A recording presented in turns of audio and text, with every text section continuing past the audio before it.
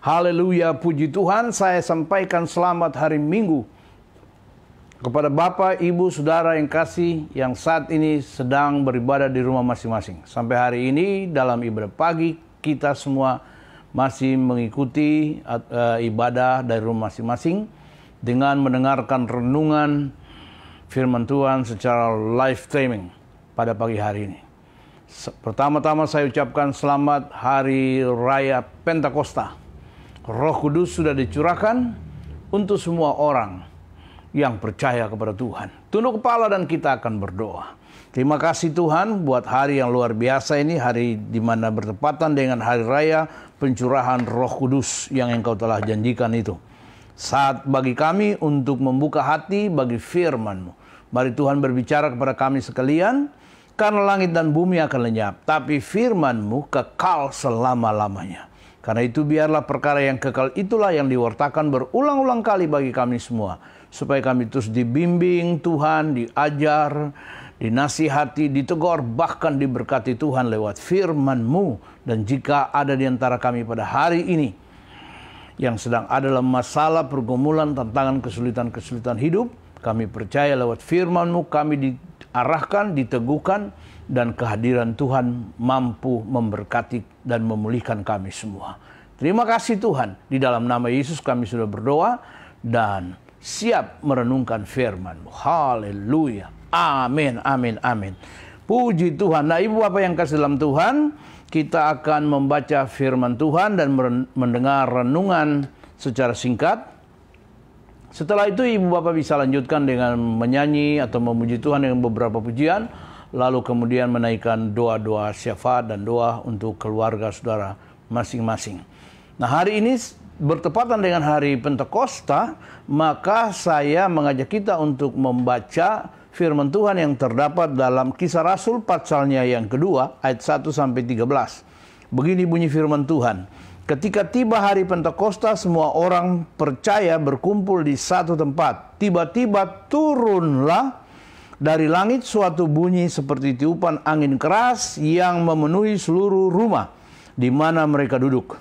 Dan tampaklah kepada mereka lidah-lidah seperti nyala api yang bertebaran dan hinggap pada mereka masing-masing. Maka penuhlah mereka dengan Roh Kudus. Lalu mereka mulai berkata-kata dalam bahasa-bahasa lain seperti yang diberikan oleh Roh itu kepada mereka untuk mengatakannya. Waktu itu di Yerusalem diam orang-orang Yahudi yang saleh dari segala bangsa di bawah kolong langit. Ketika turun bunyi itu, berkerumunlah orang banyak. Mereka bingung karena mereka masing-masing mendengar rasul-rasul itu berkata-kata dalam bahasa mereka sendiri. Mereka semua tercengang-cengang dan heran. Lalu berkata, bukankah mereka semua yang berkata-kata itu orang Galilea? Bagaimana mungkin kita masing-masing mendengar mereka berkata-kata dalam bahasa kita sendiri, yaitu bahasa yang kita pakai di negeri asal kita. Kita orang Partia, Media, Elam, penduduk Mesopotamia, Yudea dan Kapadokia, Pontus dan Asia, Frigia dan Pamfilia, Mesir dan daerah-daerah Libya yang berdekatan dengan Kirene, pendatang-pendatang dari Roma, baik orang Yahudi maupun penganut agama Yahudi, orang Kreta dan orang Arab, kita mendengar mereka berkata-kata dalam bahasa kita sendiri tentang perbuatan-perbuatan besar yang dilakukan Allah. Mereka semuanya tercengang-cengang dan sangat termangu-mangu sambil berkata seorang kepada yang lain, apakah artinya ini? Tetapi orang lain menyindir mereka sedang mabuk oleh anggur manis. Amin. Demikian jawab pasal pembacaan firman Tuhan bagi kita semua. Dan yang berbahagia adalah mereka yang mendengar firman, menaruh dalam hatinya, melaksanakan dalam hidupnya hari lepas hari, sampai Tuhan Yesus datang kembali. Nah, puji Tuhan, Pentakosta itu hari ke-50. Jadi setelah 50 hari Tuhan Yesus bangkit dari antara orang mati, atau setelah 10 hari Yesus naik ke surga, maka terjadi peristiwa yang hebat. Peristiwa yang heboh, yang luar biasa terjadi di kamar loteng Yerusalem di sekitar Yerusalem. Karena hari itu adalah hari penggenapan janji Yesus kepada murid-muridnya, bahkan janji Allah kepada orang percaya. Kalau kita baca kitab Yoel, itu sudah ada janji di situ bahwa pada hari-hari terakhir aku akan mencurahkan rohku ke atas semua orang. Dan ketika Yesus akan naik ke sorga, Yesus juga telah berpesan bahwa mereka tidak boleh meninggalkan Yerusalem, tunggu di kota itu, tunggu akan janji Bapa, yaitu Roh Kudus akan dicurahkan. Dan pada hari ke-10 setelah Yesus setelah Yesus naik ke sorga, maka janji itu digenapi. Roh Kudus dicurahkan, memenuhi murid-murid di kamar loteng Yerusalem. Dan Alkitab menjelaskan kepada kita, maka penuhlah mereka dengan Roh Kudus. Perhatikan baik-baik, maka penuhlah mereka dengan Roh Kudus, lalu mereka mulai berkata-kata dalam bahasa lain. Bukan dalam bahasa roh ya, tapi dalam bahasa lain. Bahasa yang dapat dimengerti sesuai dengan kehadiran orang-orang pada waktu itu di situ. Kurang lebih ada 13 bahasa yang orang-orang yang berkumpul pada waktu itu di sekitar kamar loteng itu, atau daerah ya loteng Yerusalem itu. Mereka mendengar murid-murid itu berbicara dalam bahasa mereka masing-masing. Dan ini sesuatu yang luar biasa, dahsyat dan ajaib. Karena itu saya mau beritahukan kepada kita semua, jika Roh Kudus memenuhi kita, sekali lagi, jika Roh Kudus memenuhi saya dan saudara, maka ada perkara ajaib yang terjadi. Sesuatu yang hebat, sesuatu yang heboh, itu pasti akan terjadi, saudara-saudara. Nah, ibu bapak yang kasih dalam Tuhan, persoalan yang sangat penting di sini adalah menyangkut isi dari berita yang mereka sampaikan. Bukan masalah soal lidah-lidah api, nyala-nyala dan lain-lain, tapi isi pemberitaan dari rasul-rasul itu pada ketika hari Pentakosta itu terjadi. Mereka dengan berani berdiri dan mulai berkhotbah kepada orang-orang yang berkumpul di situ. Mereka menceritakan tentang bagaimana sejarah penyelamatan Allah atas umat manusia di muka bumi ini.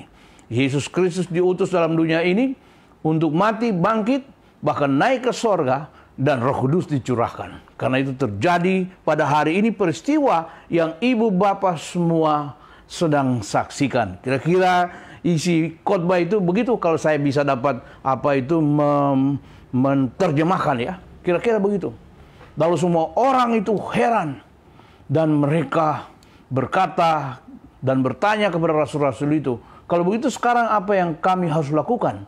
Maka jawab Petrus kepada orang banyak itu, atau jawab rasul-rasul kepada orang banyak itu dalam Kisah Rasul pasal 2 ayat 38, hendaklah kamu bertobat dan beri dirimu dibaptis dalam nama Yesus Kristus untuk pengampunan dosamu, dan kamu akan menerima karunia Roh Kudus. Nah, ini sesuatu yang dahsyat dan luar biasa.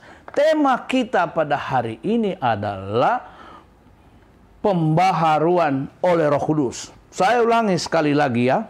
Tema kita pada hari ini adalah Roh Kudus pemberi pembaharu hidup. Sekali lagi saya ulangi, Roh Kudus pembaharu hidup. Nah, ibu bapak yang kasih dalam Tuhan,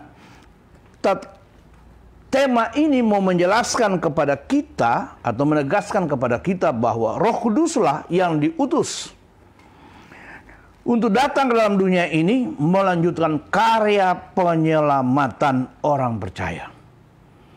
Menyertai orang percaya. Lalu mengerjakan keselamatan itu di dalam diri orang percaya.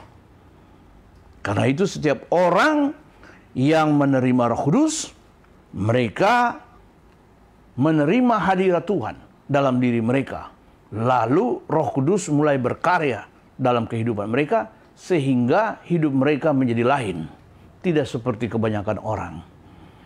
Dan yang jelas bahwa tatkala Roh Kudus memenuhi seseorang, maka sudah tentu akan terjadi pembaharuan. Sudah tentu akan terjadi pembaharuan. Karena itu kita lihat seperti contoh murid-murid atau rasul-rasul pada waktu itu. Orang-orang yang sederhana, orang-orang dari daerah Galilea, orang-orang yang tidak berpendidikan tinggi.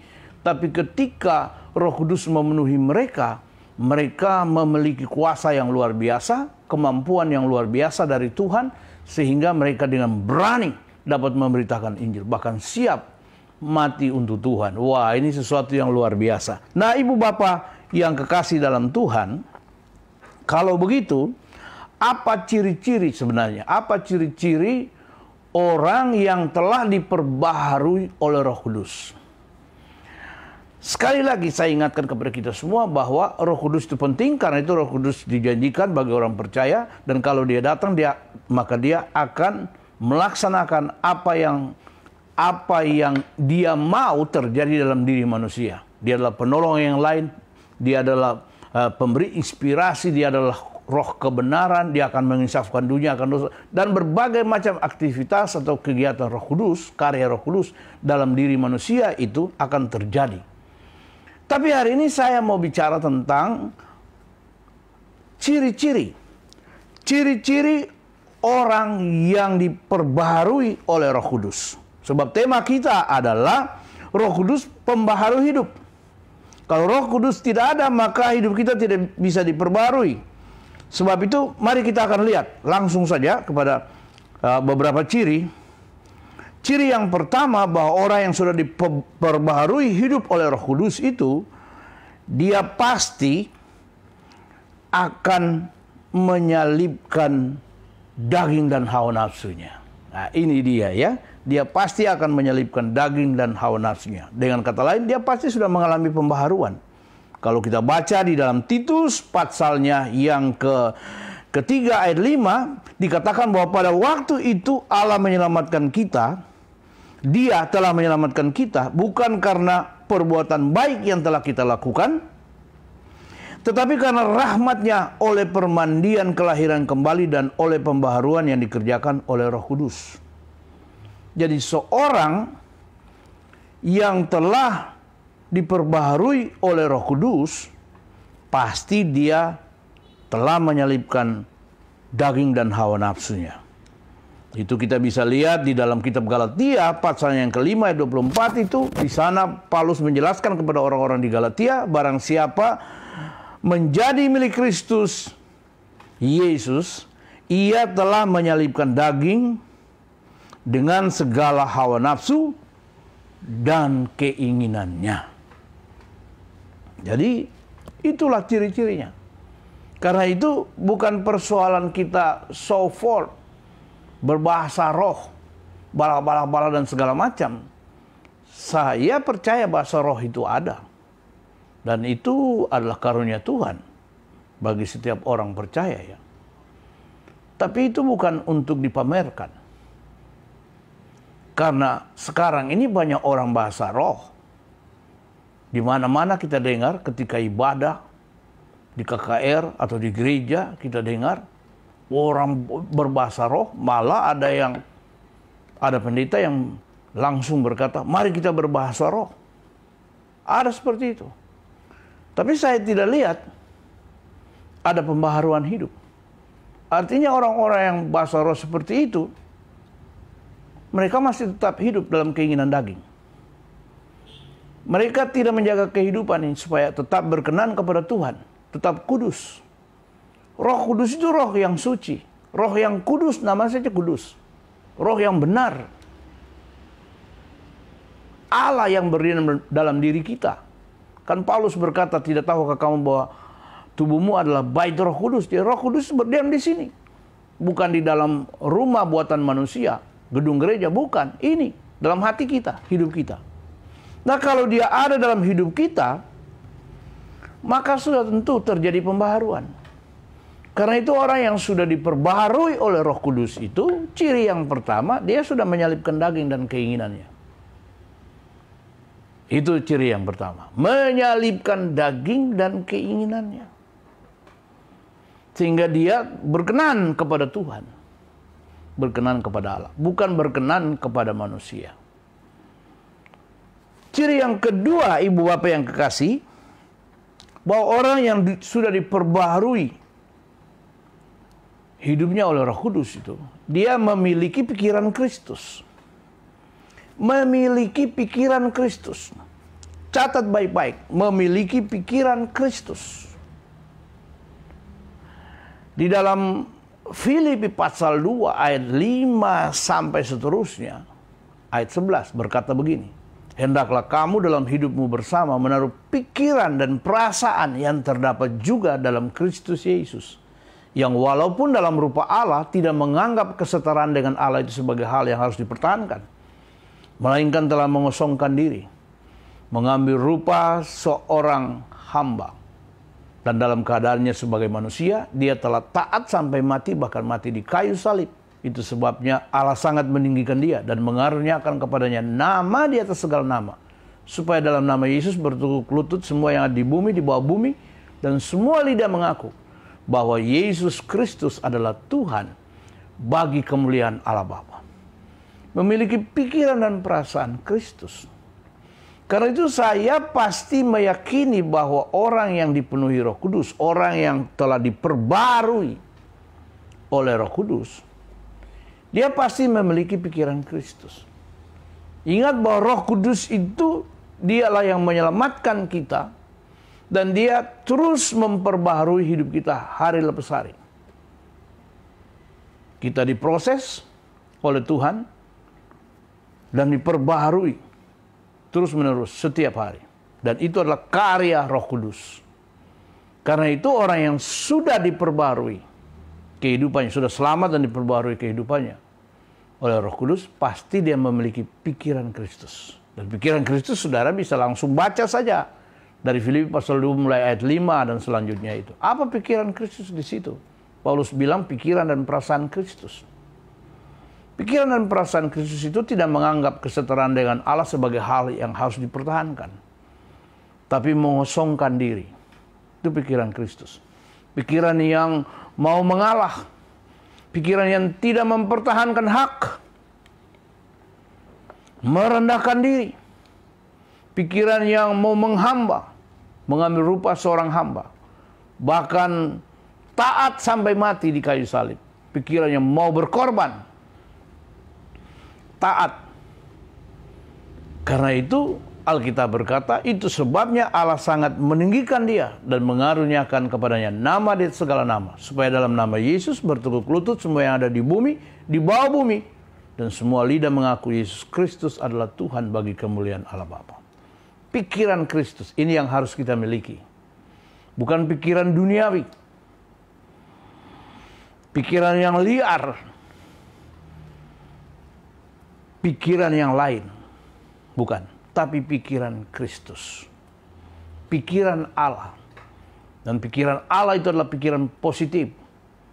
Kalau saudara baca dalam Filipi pasal 4 ayat 8, semua yang benar, suci, mulia, sedap didengar, mendatangkan hormat dan puji, pikirkanlah semuanya itu. Itu pikiran-pikiran Allah, pikiran yang benar, pikiran orang yang dikuasai dan diperbarui oleh Roh Kudus.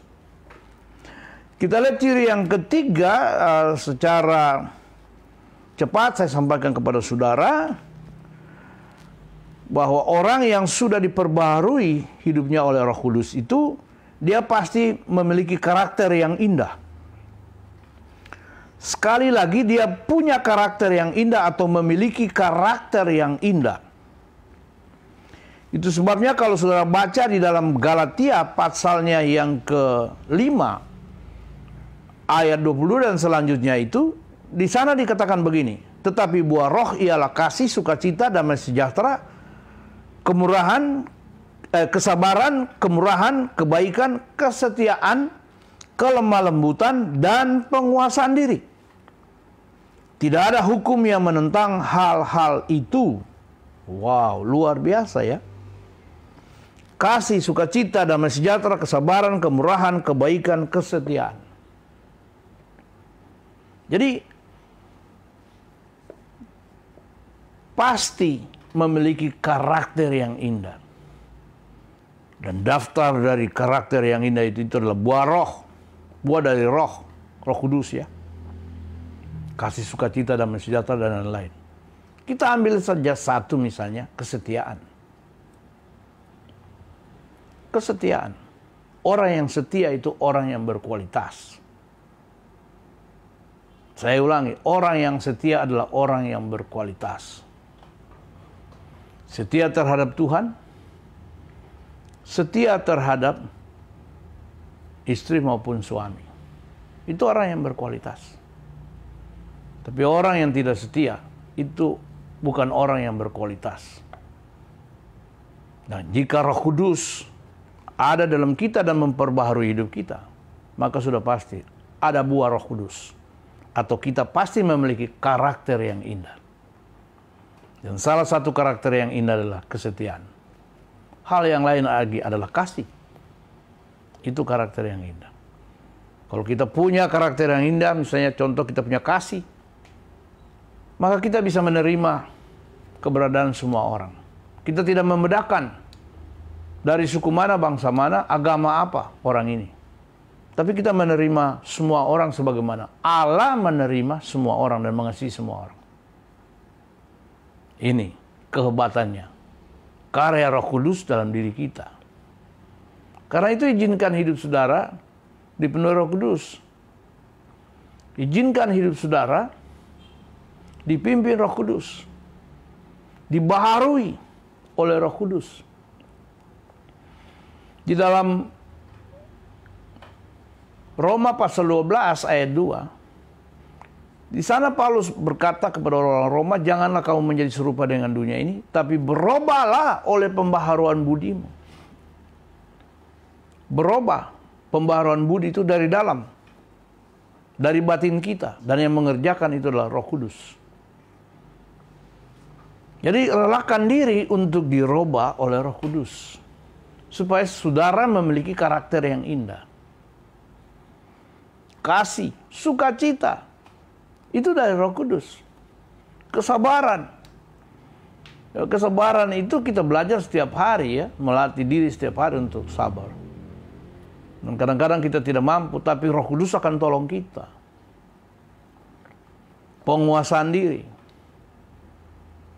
Kita kalau tidak dikuasai Roh Kudus, wah sudah hancur, sudah merugikan diri sendiri dan merugikan orang lain. Nah karena itu, izinkan saudara dipenuhi Roh Kudus, supaya saudara memiliki karakter yang indah. Punya karakter yang indah itu sangat penting. Dia lebih berharga dari emas dan perak. Karena kalau saudara punya karakter yang indah, saudara pasti diperlukan oleh banyak orang di zaman ini. Tapi kalau saudara tidak memiliki karakter yang indah, jabatan atau titel apapun yang saudara miliki, kepintaran atau kemampuan ya secara knowledge ya yang saudara jangkau dalam dunia ini, tidak menjadi jaminan saudara akan berhasil. Tapi kalau saudara punya karakter yang indah, saudara pasti akan disukai oleh semua orang, bahkan menyenangkan hati Tuhan. Ciri yang terakhir dari orang yang diperbarui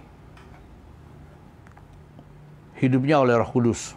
Ciri yang terakhir, dia pasti menjadi agen perubahan. Saya ulangi ya, dia akan menjadi agen perubahan. Karyawan kerajaan sorga. Agen perubahan. Di dalam Kisah Rasul pasalnya yang pertama ayat 8, Yesus menjawab murid-muridnya pada waktu itu ketika mereka bertanya kepadanya sebelum dia naik ke surga. Apakah engkau pada waktu ini, masa ini akan memulihkan kerajaan bagi Israel? Yesus berkata, engkau tidak perlu tahu waktu dan masanya. Tapi, ayat 8 berkata, tetapi kamu akan menerima kuasa kalau Roh Kudus turun ke atas kamu.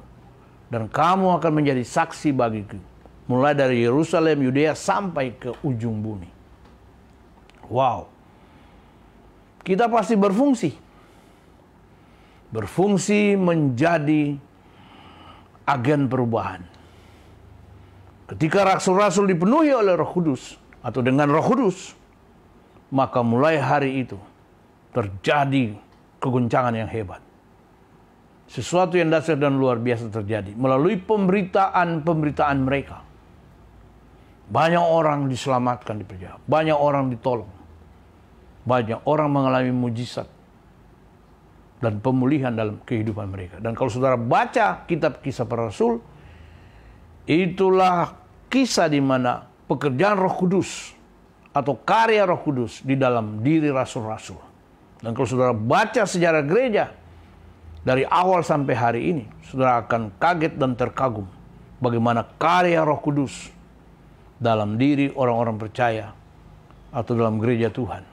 Karena itu kita tidak sedang menanti lagi pencurahan Roh Kudus yang berikutnya. Sebab Roh Kudus sudah dicurahkan 2000-an tahun yang lalu di kamar loteng Yerusalem.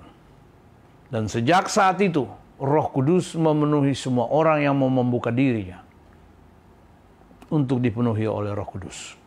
Allah tidak memaksa siapapun juga untuk dipimpin Roh Kudus. Allah tidak memaksa saya dan saudara untuk dipimpin oleh Roh Kudus. Tapi dengar ini baik-baik, bahwa Roh Kuduslah yang memperbaharui hidup manusia. Dia menyelamatkan dan memperbaharui hidup manusia. Karena itu mau tidak mau, kita harus membuka diri bagi Roh Kudus. Allah tidak memaksa, Roh Kudus tidak paksa orang, Tuhan Yesus tidak main paksa. Tapi kita perlu Roh Kudus. Karena itu kita harus buka hati.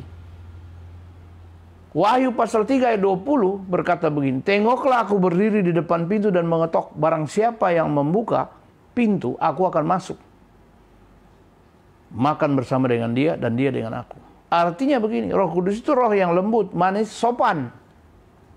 Dia roh yang sopan, yang tidak main paksa orang. Tapi dia menghendaki agar kita semua dengan sukarela memberi diri untuk diselamatkan dan diperbaharui oleh kuasa yang luar biasa itu.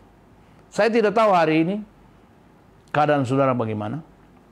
Tapi satu hal yang saya yakini, ketika saudara membuka diri bagi Roh Kudus, maka Roh Kudus akan mengambil alih dan mengerjakan keselamatan dan membuat pembaharuan dalam diri saudara. Saya dan saudara perlu berubah. Karena kalau kita tidak berubah, kita akan digilas oleh dunia yang sedang berubah. Buka hati, terima Roh Kudus. Sebab Roh Kudus itu roh yang menyelamatkan dan memperbaharui kehidupan saya dan saudara. Dia sudah ada di dalam dunia ini. Dia sudah dicurahkan. Kita tidak sedang menanti lagi. Yang perlu adalah kita membuka hati bagi Dia. Selamat hari Pentakosta, Tuhan Yesus memberkati saudara. Amin. Tunduk kepala, kita berdoa. Terima kasih Tuhan, kami sudah mendengar firman-Mu, meteraikan kebenaran-kebenaran ini dalam hati kami semua. Bahwa sesungguhnya kami perlu Roh Kudus untuk mengerjakan keselamatan dan pembaharuan di dalam kehidupan kami. Terima kasih Tuhan. Berkati semua jemaat-Mu yang sedang mengikuti dan mendengar renungan firman yang singkat ini. Biar hidup mereka juga diberkati Tuhan. Mereka diselamatkan, mereka diperbaharui. Dan mereka akan dipakai oleh Tuhan untuk menjadi agen perubahan dalam dunia ini. Terima kasih Tuhan. Berkati pemerintah bangsa dan negara kami, Bapak Presiden, Bapak Wakil Presiden, Jokowi dan Ma'ruf Amin. Dan semua jajaran pemerintahan dari pusat sampai daerah yang Kau berkati. Berkati juga para medis yang sedang berjuang terus, supaya pada akhirnya pandemi ini akan berlalu. Terima kasih Tuhan. Kami doakan pemulihan bagi bangsa dan negara kami, baik secara politik, ekonomi, keamanan. Tuhan campur tangan. Kami doakan gereja Tuhan di muka bumi ini dan khususnya di tanah air Indonesia ini. Tuhan pakai gereja-gereja untuk menjadi agen perubahan. Sehingga banyak orang ditolong dan diselamatkan Tuhan. Terima kasih. Kami bersyukur dan serahkan hidup dalam tangan Tuhan. Sekarang curahkan berkat-Mu dan berkati kami semua. Mari saudara angkat tangan, buka di hadapan Tuhan, siap terima berkat Tuhan. Kasih karunia dan damai sejahtera yang melimpah-limpah dari Bapa kita di surga, rahmat dan anugerah dari anaknya yang tunggal Tuhan kita Yesus Kristus, serta persekutuan kuat kuasa Roh Kudus, biarlah memimpin, menyertai saudara semua. Mulai saat ini sampai Maranatha, Tuhan Yesus datang kembali. Semua kita yang diberkati, bersuka cita dan tetap punya pengharapan dalam Yesus, sama-sama kita katakan, amin, amin. Sampai jumpa, Tuhan Yesus memberkati saudara.